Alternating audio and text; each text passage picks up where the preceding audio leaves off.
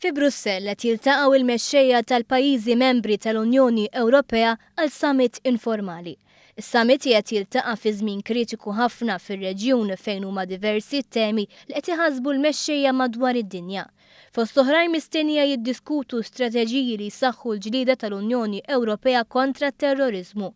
Fosthom il-bdil ta' tarif dwar passiġġieri li jivvjaġġaw fl-Istati Membri tal-Unjoni Ewropea, it-tisħiħ tal-kontrolli fil-frontieri Ewropej u l-ġlieda kontra l-estremiżmu fuq l-Internet. Dan fid-dawl tal-attakki terroristiċi li saru f'Pariġi. Il-fehma tal-Unjoni Ewropea hija li l-membri stati jaħdmu iktar viċin ta' xulxin u jikkoperaw aktar fil-ġlieda kontra teddida komuni.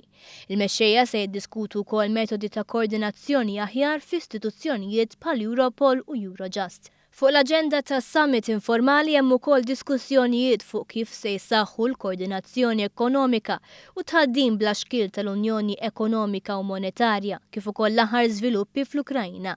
Fil-fatt, il-President tal-Kunsill Ewropew Donald Tusk stieden il-President tal-Ukraina Petro Poroshenko biex ikellem lill-mexxejja Ewropej dwar l-aħħar żviluppi.